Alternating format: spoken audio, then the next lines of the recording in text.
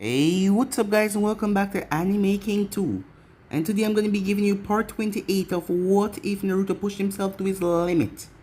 Remember to get this one to 200 likes as usual, share this to all of your friends on your social media platform.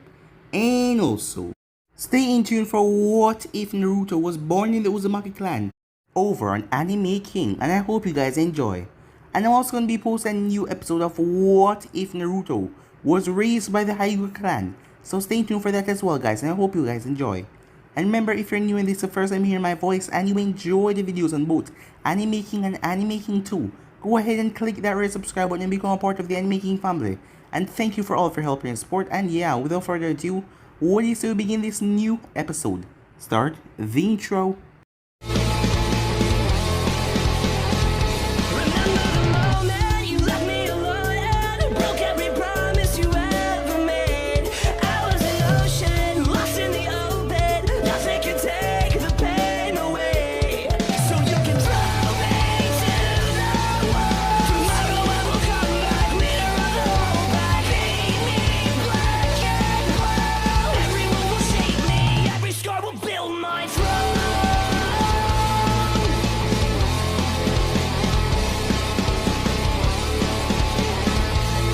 So, the last part we left off, Shibuki and his supporters were going to leave the meeting at the Hidden Rain, seeing that they realized the threat that Pain set on the entire world, as they didn't want to get caught up in this. But before they could leave, something crashed in the ground in front of them, as the last thing they heard was Universal Pull. Meanwhile, Naruto and the remaining refugees were going towards Konoha, as they didn't judge on so many people, and they didn't bring enough airships, so they had to take it by foot. As Koyoke decided to come with them as well. Despite her not being a shinobi and could not walk for a long period of time, she wanted to come with them, but they allowed her to come, as Naruto was there along with Samui, Yujito. So they headed off, as they track. It was then they were attacked by several groups of snow ninjas. The samurai guards and the other ninjas that were part of the group and Naruto went into the attack formation. The group didn't even last too long, as Naruto wiped them out. A great portion of them and the samurais did their job as well. After that, they came back to Konoha, as they were in the office with Konan as well. It was grave news. It seems like all of the smaller nations are rally up alongside Pain and waging war against the great nations. Tsunade will go to a meeting soon, as Naruto and Tsunade was the only one left in the office. Koyuki took Konan out, as the both of them had fun. After a wonderful day of shopping, drinking sake and eating, she finally told Koyuki what she was actually sad about. If she had known more, if she could have just been more help, as she was putting the thoughts in her head that Tsunade was blaming her, but Tsunade was not doing anything of the sorts. When Naruto finally got home, he was looking all around as he couldn't see the girls, but their shoes were at the door. As he went to his room, the first thing he smelled was sake, as he entered to see both Koyuki and Konan kissing. It seems that they were waiting for him, but they couldn't wait too long, as they told him to join them, and so he did. But Konan wasn't used to drinking, as she passed out from the sake.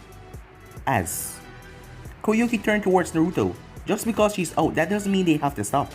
The time went by as the group was assisting Tsunade as they were going towards the Land of Iron, as Koyuki and Konan has gotten really close. Well, not that Naruto would judge, because he could tell that Koyuki was also making Konan drink, so the both of them could sleep together. But he knew that despite from everyone, Konan thought that she was alone, so having someone there for her, well, didn't have a problem. As they got there, getting there, the other Kage showed up, as Oniki was the last one to arrive, looking over the place. Ever thought the man turned down, as he said that the smaller villagers could not wage war against him, and Kumo has gotten weak. That is the only reason why they were destroyed, making Yujito pissed off as she cursed at him. Well, not really in an angry tone, but she just stated the facts that Kumo was always preparing. Pain was just that strong, but the man turned down everything for alliance, as he simply walked away and left with his bodyguards.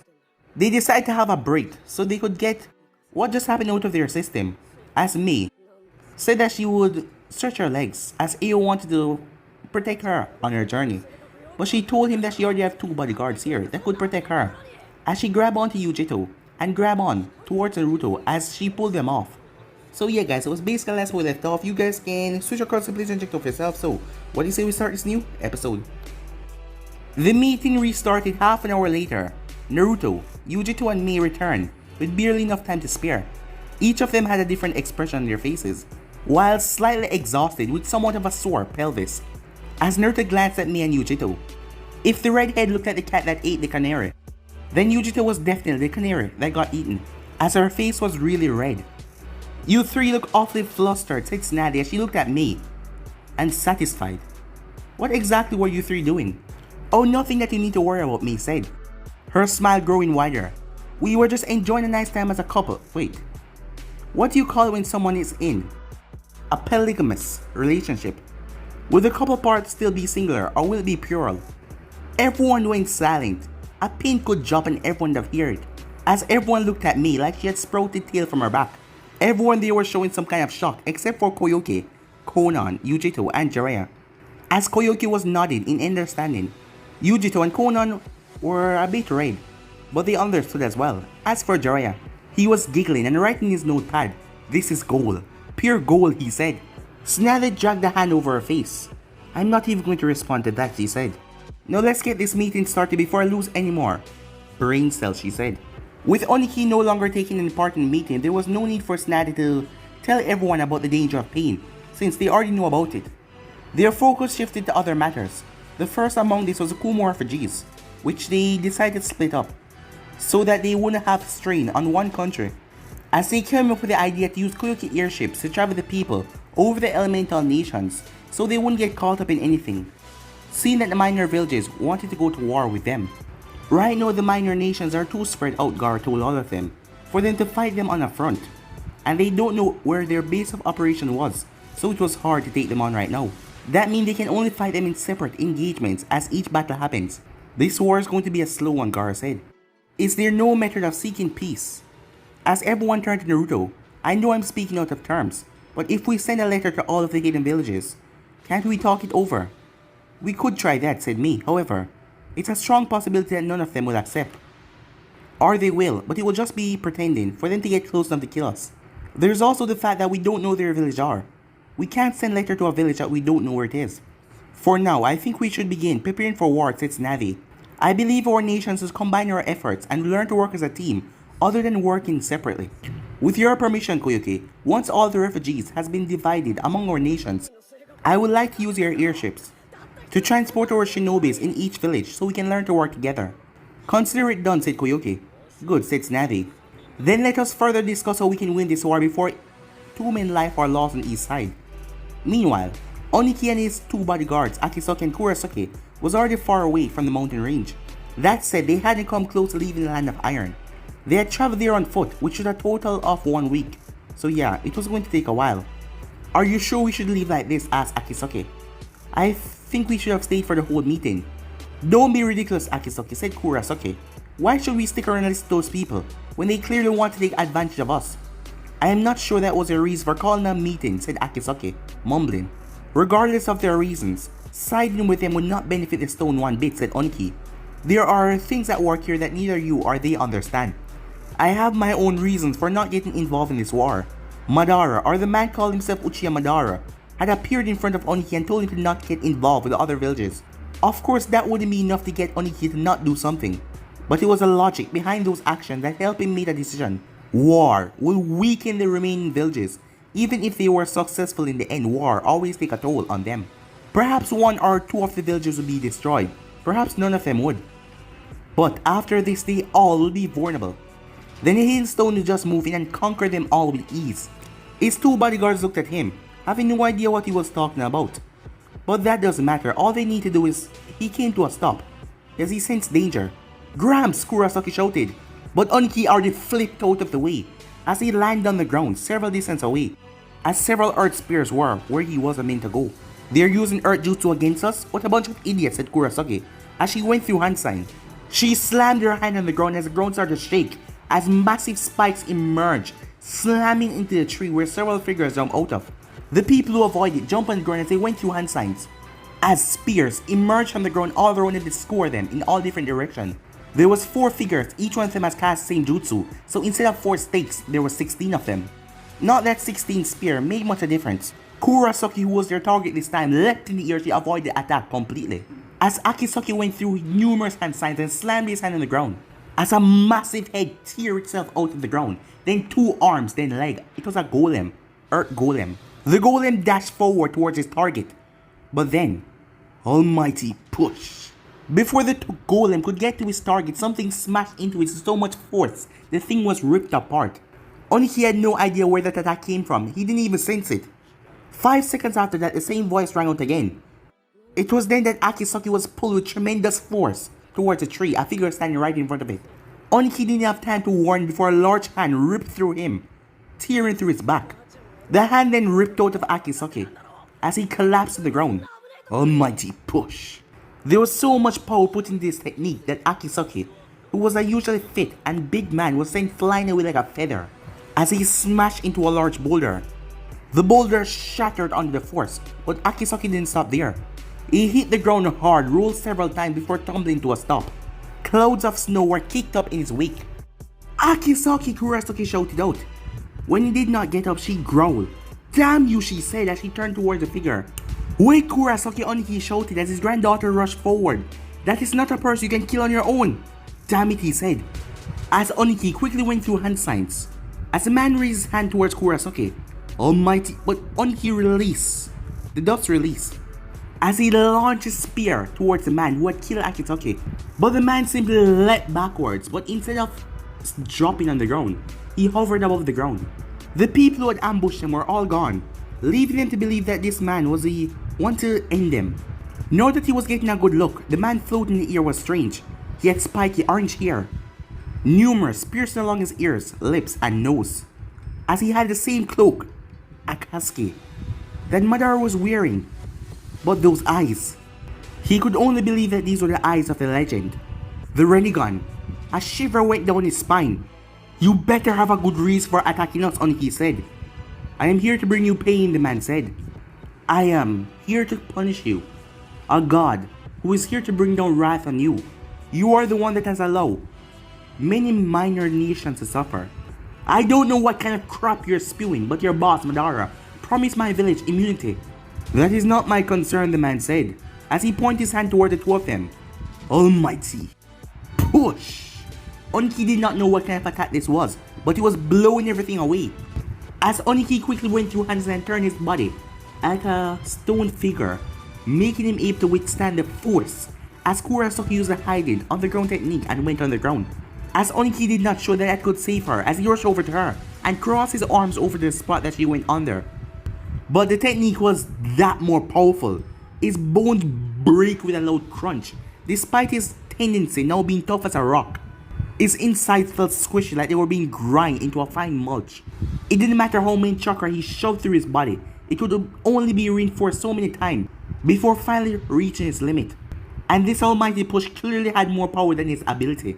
As the attack ended, but only he knew that he couldn't dilly-dally or anything, as he quickly went through hand sign molding his chakra. Dust release, detachment of a primitive world, pillar. It was a technique that the previous Tishikage used, as the cylinder got wide so fast that even a space-time ninjutsu would have been hard to keep up. The thing teared towards Pain that was floating in the air. Before his jutsu could actually hit, someone jumped in front of Pain. He was wearing the same Akatsuki cloak. He held out his hand like he was going to push the technique away. How foolish, Oniki thought. This was one of the strongest attacks. This will not be blown away. That... What? Oniki said, as the man was literally sucking his technique. He was absorbing it. It was not long before the technique, the jutsu, that he had pushed so much chakra into, just vanished. That shouldn't be. As Oniki was just shocked.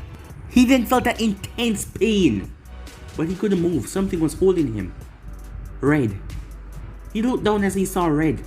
There was an iron rod through his chest that pierced through his back. He blinked several times. He looked to see a person behind him. He had orange hair as well. Several piercing as well. Also like Pain, this man had Rinnegan eyes.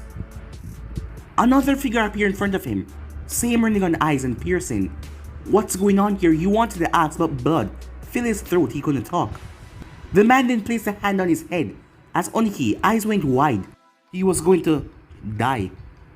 After the man went through his mind, Oniki knew no more. Meanwhile that was going on, a massacre was going on at Konoha prison. This was not a part of Konoha, a distance away rather, as Mizuki had a smile on his face, as he had the two fat oafs with him. While they were dumb, they were incredibly strong. "What do we do now, Mizuki boss?" asked Fujin, one of the fat oafs. "Now," said Mizuki with a smile, "we let Danzo know that we secure the prison. He will take the rest." As Mizuki was happy, because he wanted to get his chance to repay that brat that humiliated him and defeated him all those years ago. And right now he had the entire prison force behind him. Meanwhile, Danzo was sitting down when a root ninja appeared in front of him. "Speak," Danzo said. "We have received the message. Mizuki, they have completely taken over the prison, and they're ready to infiltrate Konoha." "Excellent," said Danzo. "You may go now." As the shinobi vanished, Tora, Fu. Two figures then appeared in front of him. Fu informed Homura and Koharu that they're to meet me in the Hokage's office. Tora, send out the letters that have appeared for all the clans and important shinobis. As the two-man nod then went off, it took Danzo at least 30 minutes as he arrived at the Hokage's office. And by the time he arrived, he could see the beginnings of a fire spreading from the north gate. It looked like Mizuki's forces were actually faster than he thought. They must have been using the seals that he had given them. Fools. Those seals would only use to shorten their lifespan. It will also leave them exhausted, but he did not really care. They were just pawns in the grand scheme of things. Homura and Koharu were already at the office as they greeted him with a respectful bow, which he returned a nod. Although they were compatriots, he did not see them as his equal, so he wouldn't bow.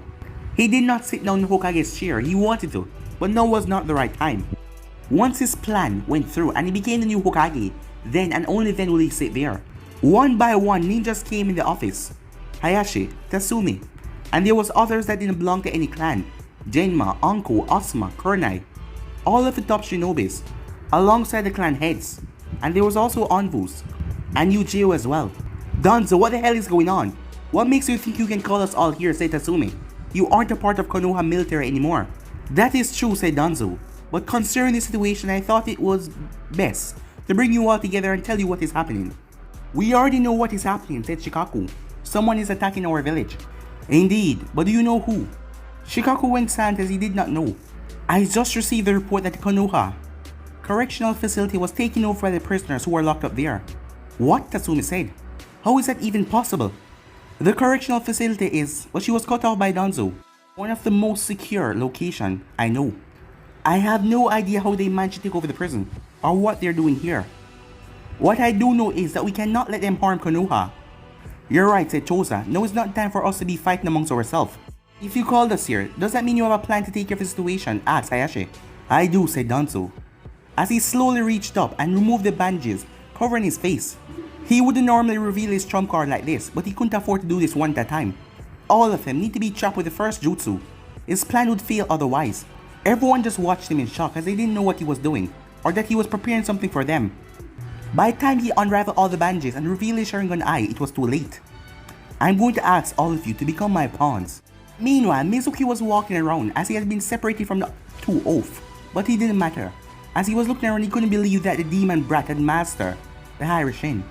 Not only was he created by the second Hokage, but the fourth Hokage mastered it, where he completely won the third Great Shinobi War. It was a jutsu that people like Mizuki only could dread of mastering. There was over 50 Hairishin seals set up all through the village. Fortunately, Danzo on his route had spared no effort when it comes to locating the seals. It helped because Naruto wasn't able to place a seal without the permission from the Hokage. Mizuki wandered through the village, checking each spot on the map that Danzo gave him. Chaos reigned all around him. Meters away, a man and a woman were literally ripped through. As a woman, she was feral like a cat, with fur all over her body as she teared through them, thanks to the transformation seals. She wasn't the only one. Up ahead, a man that was covered in scales. They were terrorizing the woman of a small shop. And further down there was more transformations, as they were causing havoc and slaughtering people. It won't be long before Konoha forces mobilized. The plan that Danzo gave him was an easy one. They would destroy the facility and then make their way to Konoha, where they would attack and terrorize citizens. Then Konoha ninjas will mobilize. Their forces will kill all the inmates before he has a chance to escape, and then he will make his way to the root headquarters. None of the inmates knew about that last part. Naturally, they wouldn't go along the plan if they knew they were going to die, and he was going to live. That was because he was the only one worthy enough to become a member of Root, as Danzo would recognize his talents. The man had praised him on his desire to rid Konoha of a demon brat. Yes, they would kill Naruto Uzumaki. It took an hour to locate all the seals. By that time, Konoha already began their counterattack. As Mizuki watched as he sneaked around, several Chunin and Jonins fought again. The seal enhanced inmates. Despite them being enhanced by the seal, the Konoha ninjas were ripping through them. Mizuki didn't let this bother him as he went towards the last place, the Namikaze estate. That is where the last seal was located. It was quiet, really quiet here. All the fighting was happening down there, not up here. As he wondered, this was a noble part of the residence. Where was the Hyugas that were supposed to be guarding their estate? Why was here so quiet? He reached the front gate and walked right through it. Just as Danzo told him, there was no seal this far in. However, there was one on the front door that could be deactivated with a slip of paper that Danzo had given him. As he reached into his ninja pouch and pulled the paper, he placed on the door. As he went through hand sign, "Release!" he shouted, channeling chakra. A momentary flash of light nearly blinded him, but a large seal spread across the door. It wasn't the one that he placed on it. This one was more complicated. "What is this?" he said. But Mizuki couldn't get to answer that question because at that moment every nerve in his body came alive. Pain slammed into him without mercy. His body felt like it was being boiled from the inside out, like he was being fried by lightning. It hurt so much. He opened his mouth to scream, but nothing came out. His trachea had already been burned to the point where he couldn't breathe anymore. His eyes even got boiled out and was oozing down his face. He couldn't even see. As Mizuki collapsed over, dead. Moments later, Tora appeared along with 3 Root Anvu in front of the Namikaze estate as he could smell the burning body. One Anvu went up towards the door, a young lady. She was their sealing expert, while Naruto Namikaze had the ability, and he was far more advanced than her. She was talented and she could spot traps. "It's clear," she said. "It looks like our assumption was correct. This was a one-time use seal. We're also looking at the seal Mizuki used, destroy the alarm seal, or Namikaze would have been alerted to what is going on." Mizuki was thinking that he was going to become a member of Root, but he was nothing but Danzo's pawn to be killed. "Are there any other seals?" asked Tora. "Negative," she said. As they entered the room, Tora looked around as he saw a piece of clothing here and there, and also a lingerie hanging from the ceiling. He shook his head. Their goal was to find anything that could control Namikaze, and if not, destroy him. He had nothing personal against the Namikaze here, but he was a threat to Danzo, or a threat to Konoha. Danzo would give him this mission, and he will follow his mission. As they all split up as he went towards Naruto's bedroom. However, other than finding a various sets of women clothes, including underwear, lingerie, and various sex toys, there was nothing else there. "Captain, we found something." "Show me," he said. The Root member, whose name was Haru, leading to a door. It looked like a normal door, a black wooden door. "There are seals all over this door," Haru said. "I've only been able to find 12, but I wouldn't be surprised if there are more. Can you break them?" "I can't, sir. If it was one on their own, I could. But these seals are entwined with each other. If I try, they might set off some alarm. And there is also a timer if I break one of them, and if I don't break the others. I suspect that it will send a message towards Namikaze. It looks like there is nothing we can do about this," he said. "Leave this alone for now. We will have Danzo-sama give us orders regarding this later." "Yes, sir." They searched the house for a little while longer, but they didn't find anything. Whatever was hidden, it was clearly behind that door. Meanwhile, the meeting was coming to an end. "We will also send Konoha ninjas on the Zeppelins," said Snazzy. "Yes, and we will send our ninjas back so they can get used to everything," said me. "Right. I suppose it's..." Snazzy stopped as a massive killing intent crashed right into the room. As Naruto flared his chakra around Koyoke, she was the only one that couldn't resist this killing intent. Placed a hand on her shoulder, his chakra flared around her. As all the bodyguards read themselves. It was then that black flame rained down from above as it slammed into the table, incinerating it. As Naruto grabbed Koyoke and jumped out of the way as the others jumped back, Jiraiya pulled out a scroll and placed it on the floor as he slammed his hand on it. "Seal," he said, as the black flames were consumed into the scroll. "Seal now with the flames." But that was just a decoy. Naruto could sense killing intent. It was coming at him. He quickly substituted himself and Koyoke with a log. At that moment, Sasuke Uchiha descended from the ceiling, his body covered in black flames, coming down to strike, but Naruto already got to safety with Koyoke. as he placed her aside. No red chakra bubbled from Naruto's body. Instead, there was a golden fist that came from his back and smashed into Sasuke, who barely had time to react. Sasuke smashed into the wall with a terrible force. Naruto pulled the fist back once more and smashed into Sasuke again. The wall exploded with Sasuke sending flying backwards as Naruto dashed after him without taking any orders. "Hey Naruto, wait!" Tsunade shouted, as Naruto did not stop. "I don't know what is going on here, but you use Koyuki to attack me. Sasuke, today is the day I'm gonna kill you." Tsunade growled back into place as Naruto disappeared. What was that brat thinking, going off by himself again? Hadn't she already scolded him for doing that when Uchiha was kidnapped? And once again he ran off without waiting for orders. She was 2 steps towards a hole that Naruto created in the wall when something appeared in front of her.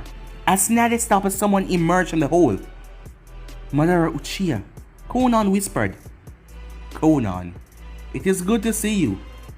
I've seen you've been doing well. What do you want?" Tsunade asked.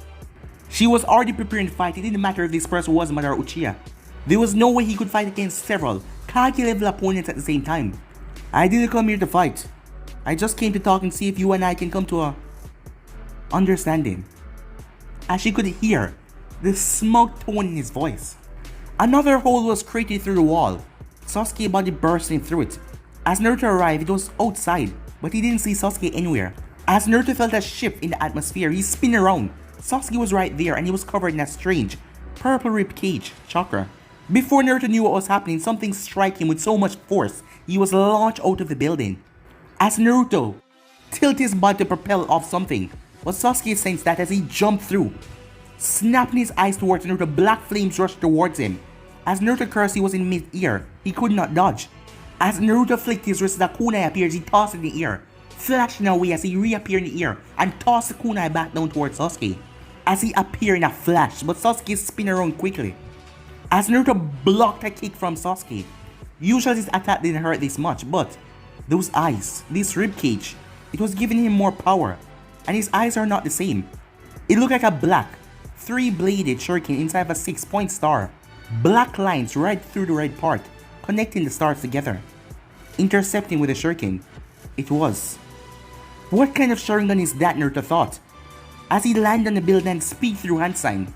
As he held up his hand, a bright beam of white chakra shot from his hands. The thing sizzled and crackled with power. Even Naruto was pushed back by the force. "Susanoo," Sasuke said as the ribcage increased. As Naruto frowned, his attack slammed into it and it was nullified. Sasuke has become a lot more powerful. It looked like he had gained the Mangekyo Sharingan, but the variation was very different from what he saw from Madara Uchiha, or the imposter. It also didn't have the same abilities. So did that mean every Mangekyo Sharingan was different?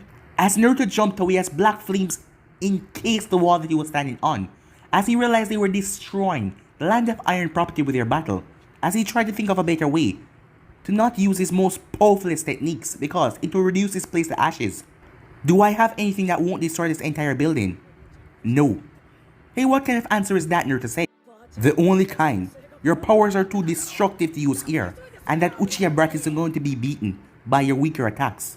Then what do I do, Naruto asked? Why are you asking me? I'm just a mass of chakra, said Kurama. You know you're not helping, right? More black flames came from Sasuke's eyeballs. As Naruto pulled out a scroll, as he thrust it forward, seal. As all of the black flames were sucked into the scroll, Sasuke descended down on Naruto using that time when Naruto was sealing. Shidori, he said. But Naruto vanished in a golden flash as Sasuke Shidori tear right through the wall completely. We need to get away from here, Naruto thought. Oi, Sasuke, you know your attacks are pathetic. Sasuke twitched as Naruto grinned. You're gonna have to do a lot better than that if you want to kill me. As Naruto leaped over the walls, as Sasuke started to chase after him. Yes, follow me, Naruto said. With a long range, with nothing to worry about, he wouldn't have to hold back. Meanwhile, why, said Jiraiya. I mean, pain has become a problem for me, said Madara. He has gotten too rebellious now and I can't control him anymore. That is why I'm offering you guys this chance. I want to help you kill him. No deal, said Tsunade. She didn't have to think about it. We have no reason to trust you, and even if we did, Try to help you, it will only benefit you in the end. That's too bad, said Madara. I guess I'll be taking my leave then. A large wall of sand blocked him from moving. As Mei had fixed a hole in the wall of their lava, Jiraiya had spread a sealing scroll on the ground. As Yujito had her two-tailed cloak activated. Did you really think that we will let you get away? Said Gaara. But he didn't give Madara time to respond. As Gaara clenched his fist as the sand squeezed Madara. Well, that's what was supposed to happen, but nothing. No blood, no cry of anguish, nothing like that. Are you finished? Madara asked. He walked through Gaara's jutsu like a ghost. Because if so, I really appreciate that you let me leave. There is no way we're gonna let you do that, said Jiraiya. As he slammed his hand on the ground, the sea lighted up for a moment, then faded away. But it seems like nothing happened. Tsunade knew better though. Jiraiya wouldn't have done that if he didn't do anything. I see, said Madara. That seals blocked me from using my time-space ninjutsu to leave this place. That's right, said Jiraiya. Naruto developed it after you and him faced off. He analyzed your space-time ninjutsu and made a counter. But it's not perfect, said Madara. Mei spat lava on him, but it went right through him. I can still use my space-time ninjutsu, but I just can't leave with it.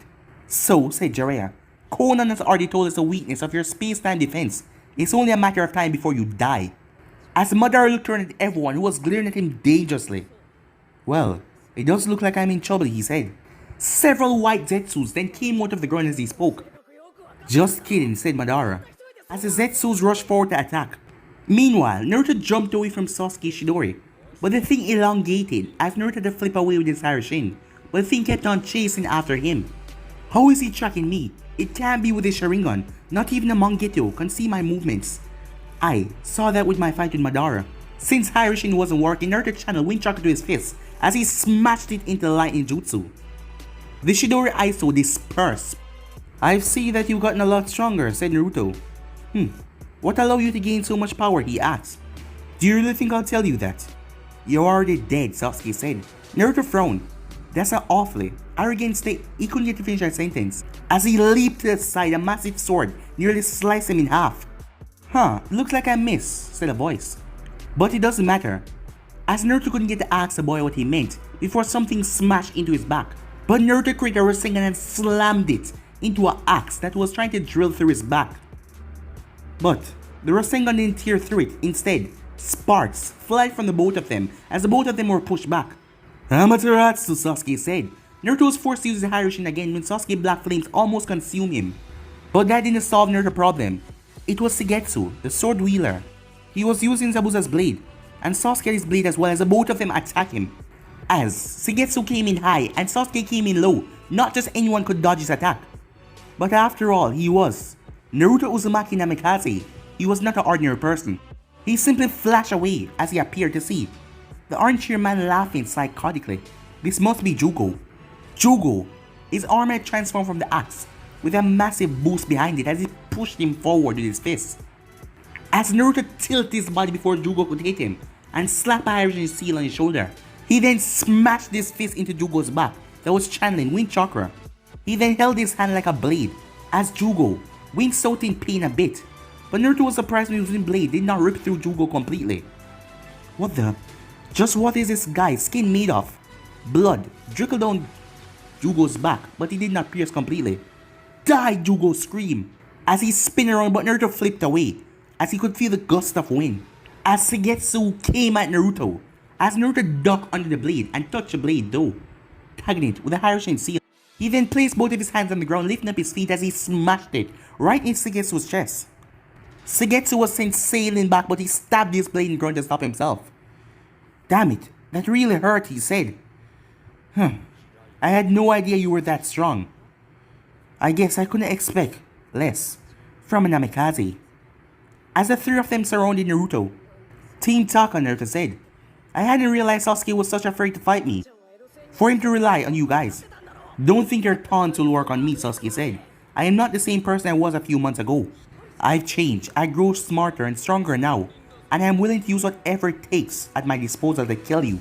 And then, Sasuke grinned, I'll destroy Konoha as well. Naruto flicked his wrist as two kunais came out.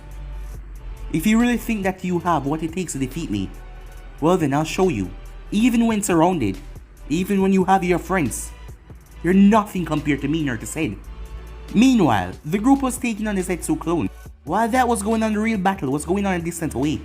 Gaara and Tsunade versus Madara. Gaara played defense using his hand to block all of Madara's attempt to kill Tsunade. Meanwhile, Tsunade was doing her damn best to smash Madara to pieces. Hold still, you little third, said Tsunade. She tried to punch his face in, but it didn't do any good as he slipped around her attack. Oh, so scary, he said. Mock me, will you? Tsunade lashed out with a kick that shook the place. Toby dodged it. He then tried to pierce her with a kunai hidden up his sleeve. Gaara tried to stop him, but at that moment he used his time-space ninjutsu, as the sand passed right through him as he continued his attack unevaded. But she tilted her head back, avoiding the slash that will slit her throat, as she lashed out a punch. The air whistler on her fist, her punch coming down like it was literally cutting through the atmosphere. But her fist phased right through his head as Nade roared in frustration. While everyone was fighting and defending, Yujito noticed a figure appearing behind Jiraiya. Jiraiya-sama, behind you! Jiraiya turned his head, but he wasn't fast enough as the white Zetsu clones bore down on him. But Kojiro created a hammer and smashed it right into the clones. But Jiraiya was now down on the ground as the hand ripped right through the ceiling array, tearing through the scroll. There was a fizzling sound before Madara chuckled. It's been fun playing with you all, he said as he started to wave his hand going up his body. But I do need to leave. And with that he completely erased himself. We will meet again. As that, all of the white Zetsu clones retreated, as all of them stood in silence, wonder what to do now. Until Mifune spoke. Well, my meeting room is ruined. I wonder who will pay for all of this. As none of them answered. Meanwhile, Naruto's entire body was covered in a golden cloak with black lines running up and down his body. What the hell kind of power is this, said Suigetsu. Jugo didn't even care. Die, die, die, he said. Jugo, wait, said Suigetsu. But it was too late. Jugo was already in front of Naruto as he took on his full transformation, as Jugo smashed down Naruto hard. But Naruto already moved with just speed.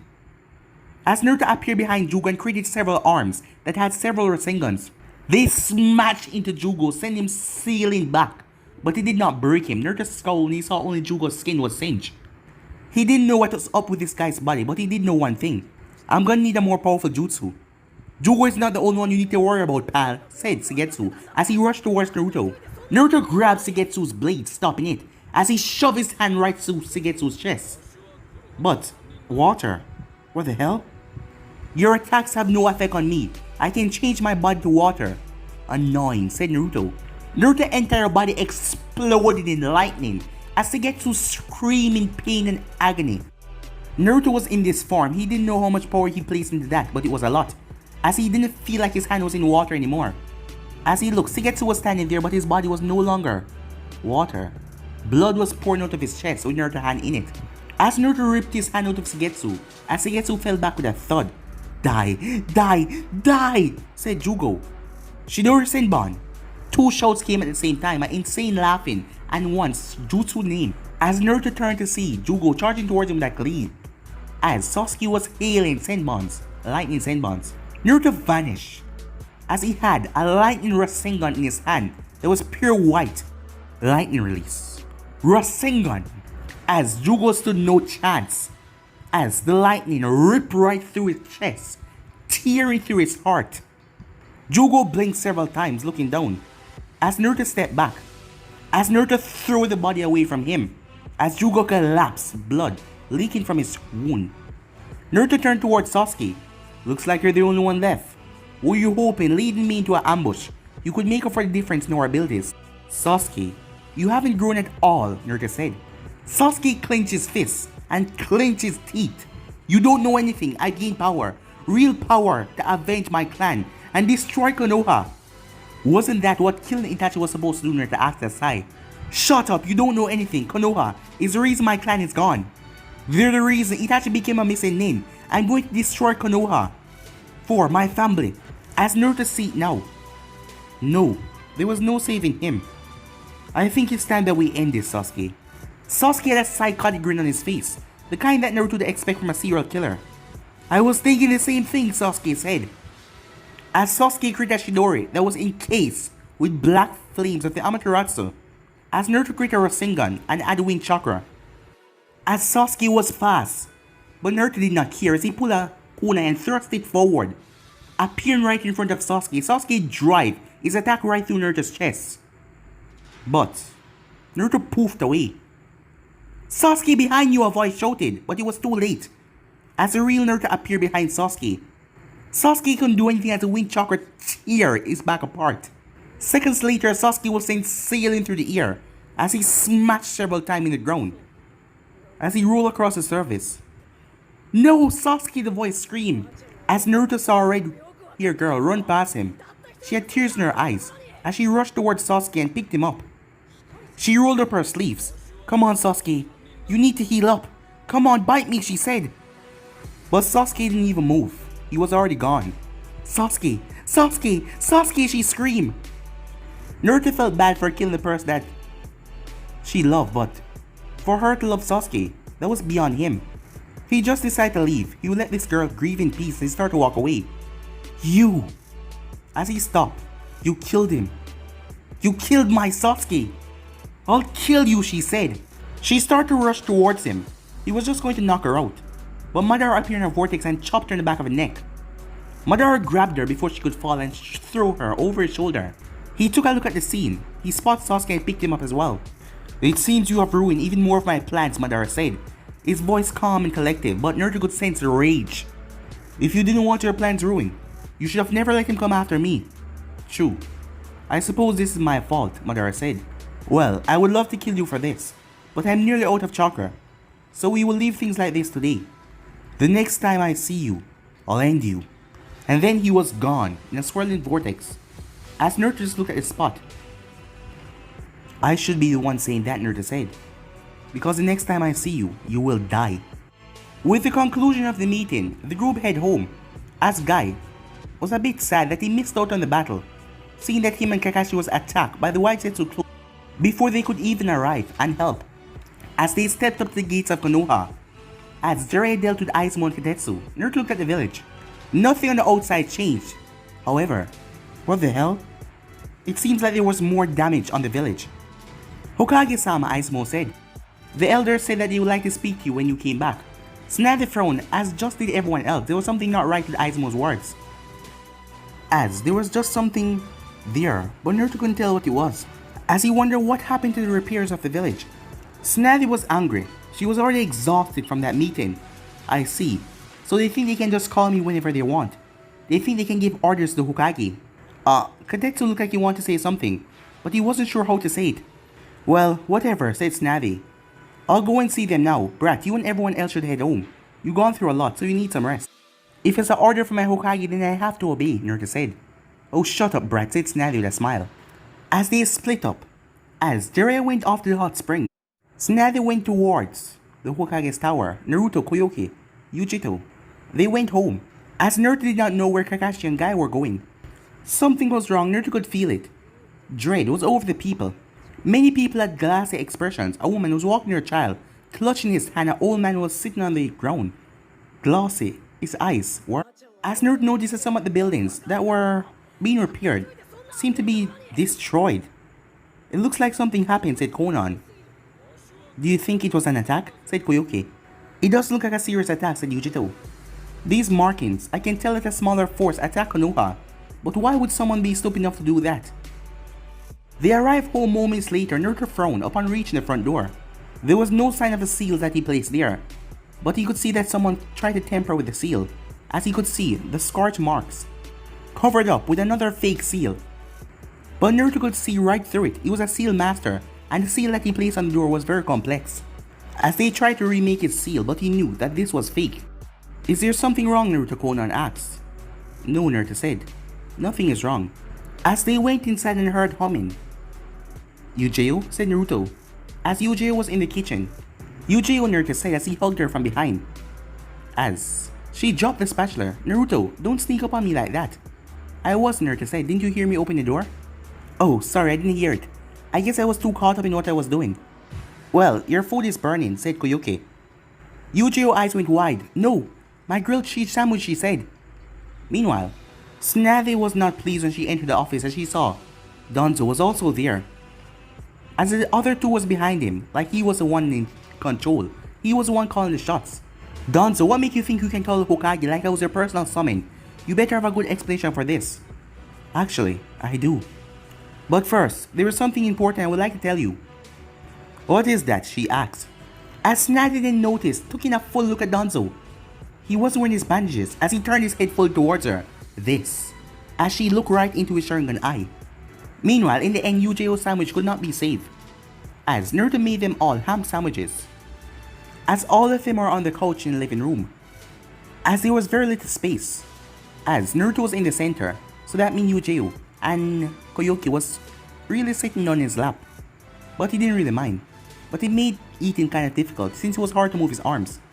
As Naruto couldn't even eat because the four of them so near to him, he was getting distracted by the scent of their ear, as the two breasts that was pressing in his arms. He didn't know what it was, probably because of being with me and Yujito at the summit, and some days has passed. He was feeling kind of, horny. By the way, Naruto, said Yujiro, as her hand delicately passed right over his pants. She was doing it on purpose. I've really missed you, she said. I was so busy with my envoy work and you with your missions. We haven't had much time together. You're being unusually bold, Naruto said. Well, I'm feeling unusually hot as well, she said. As Naruto looked at all the other girls, as none of them were complaining, as a smile came on his face. Time skip. After giving in to Yujiro advances, the five of them, they all went to his bedroom. What had followed was a passion that was incredible, as he could still feel what just happened. As he realized that Koyuki was still on top of him, completely naked, he was as well. As Yujiro and Yujito was on either side of him. As some time passed, Naruto and Koyuki went out alone. She was going to be leaving soon, so the both of them were going to spend some time together. It was only fair, seeing that Yujito, and Konan was going to stay with him, and she would have to leave. But what he didn't know, that soon, everything will turn to hell. But guys, be any subscribe right here. Stay in tune for what if Naruto was raised by the Hyuga clan over an anime king. And I'm also going to be posting what if Naruto was born in the Uzumaki clan. So stay in tune for that and I hope you guys enjoy. And yeah, without further ado, I'm out. Peace.